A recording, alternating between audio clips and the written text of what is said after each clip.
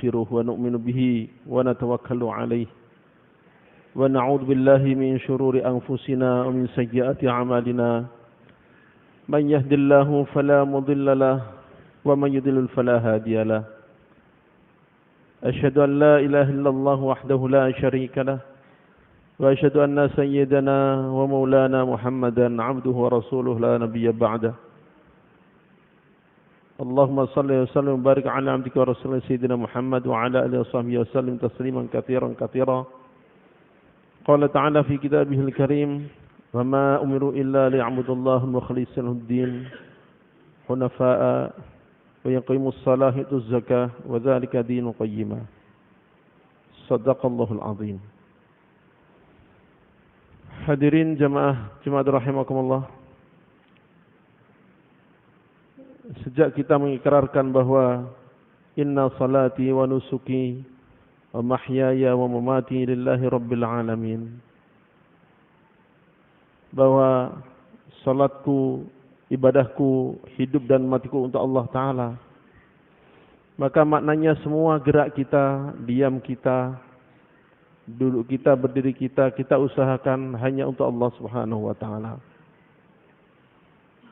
Sehingga tatkala diri kita telah memasrahkan diri pada Allah Subhanahu wa Ta'ala, maka disitulah kita layak untuk mendapatkan kedekatan dari Allah Subhanahu wa Ta'ala, dan itu yang kita cari.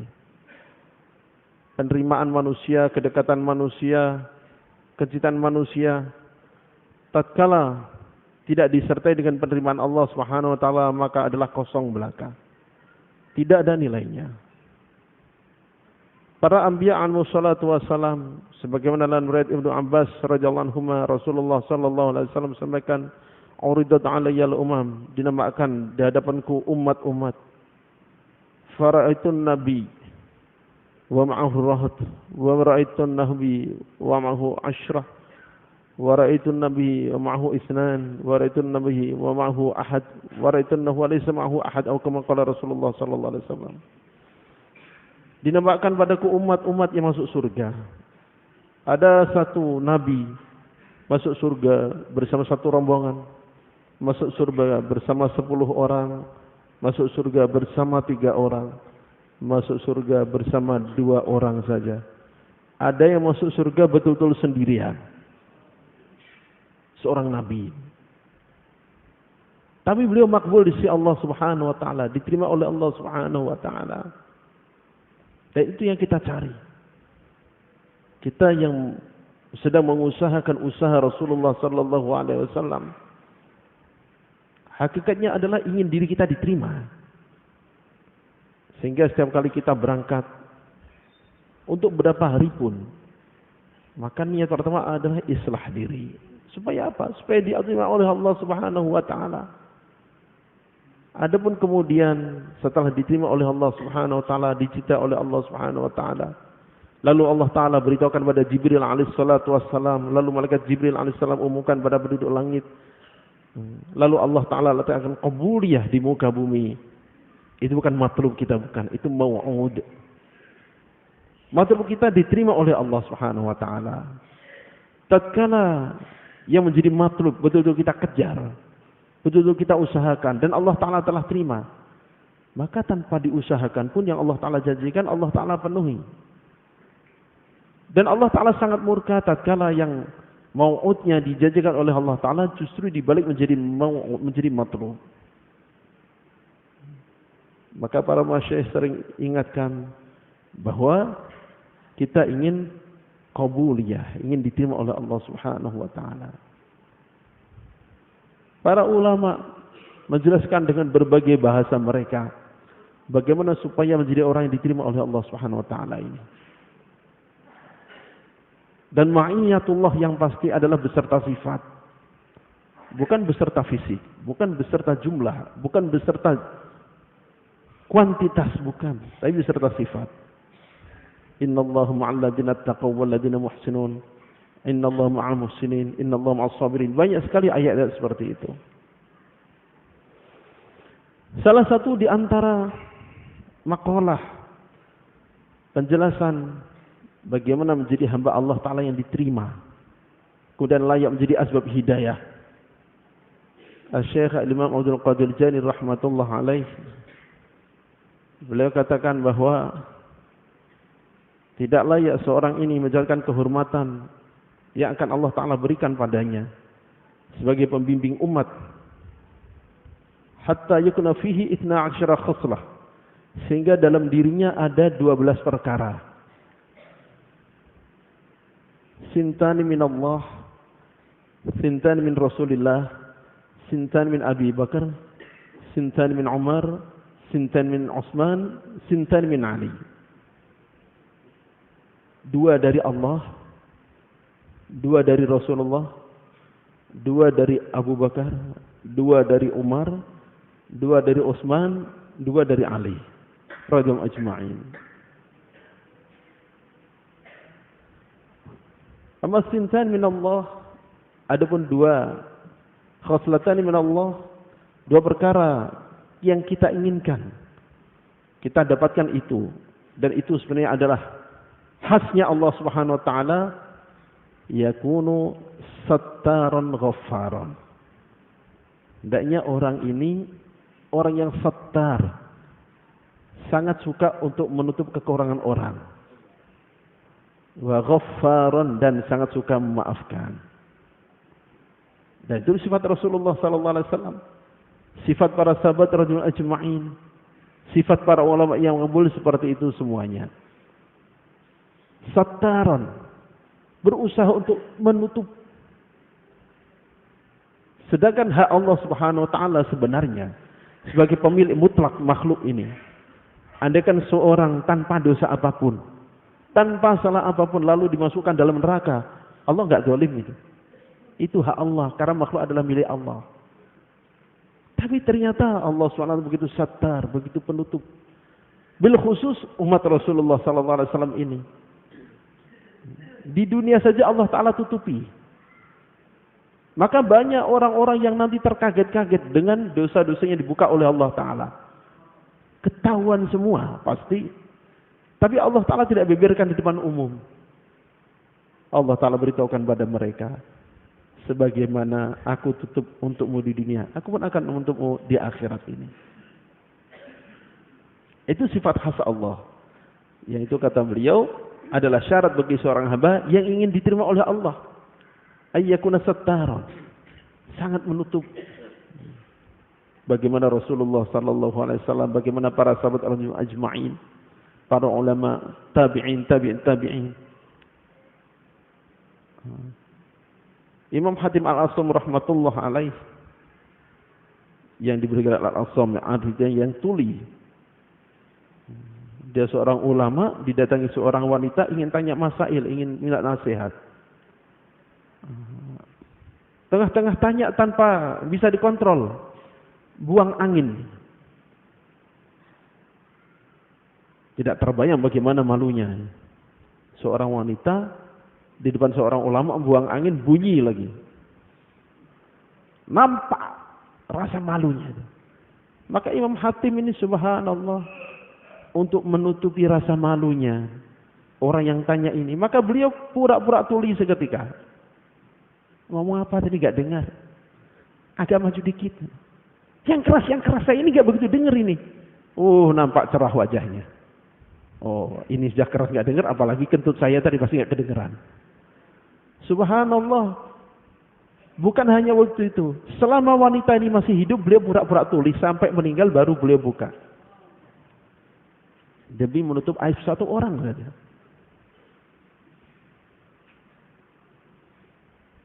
Sattaran ghaffaran, maha memaafkan. Para masyayikh sering ceritakan bagaimana kisah Nabi Allah Yusuf alaihissalatu wassalam. Kata beliau, itu bukan kisah cinta. Itu adalah perjalanan seorang dai. Bagaimana tatkala Nabi Yusuf alaihissalatu wassalam dizalimi sedemikian rupa, yang sudah sangat sering kita dengar. Kita pun tahu, kita sering bayangkan bagaimana kezaliman saudara-saudaranya pada Nabi Yusuf alaihissalatu wassalam. Tapi tatkala saudara-saudaranya minta maaf, singkat saja jawabnya. La tasriba alaikumul yaum. Udah enggak ada lagi yang perlu dicela dari kalian. Dah selesai semua. Yaghfirullahu lakum. Semoga Allah ampuni kalian. Sudah selesai. Imam As-Suyuti rahmatullah alaih membandingkan jawaban Nabi Yusuf dengan jawaban Nabi Yakub. Tatkala saudara-saudaranya ini menyampaikan pengakuan pada Nabi Yakub alaihissalatu wassalam bahwa itu salah kami, tatkala itu begini, tolong mintakan ampun. Maka Nabi Yakub menjawab, qala sa'astaghfiru laka rabbi. Ya, nanti saya akan mintakan ampun untukmu nanti malam. Nanti. Beliau mencari waktu mustajab tengah malam. Imam Suyuti rahmatullah alaih, inilah perbedaannya. Kalau orang masih muda itu mudah maafkan. Kalau orang sudah tua untuk maafkan kadang-kadang perlu waktu. Maka kalau punya salah pada orang tua, hati-hati kita. Tapi kalau kita pengen menjadi muda, yaitu mudah memaafkan. Itu bawaan orang muda. La tasrima, ya udah enggak apa-apa udah. Anggap enggak ada saja. Bagaimana Rasulullah sallallahu alaihi wasallam bersikap demikian juga? Semua kisah bagaimana Fathu Makkah. Orang yang siang malam zalim pada beliau, pada para sahabat. Dengan penuh ketakutan berkumpul. Mada tazunnuna anni fa'ilun bikum? Menurut kalian apa yang akan saya buat? Orang Arab cerdas.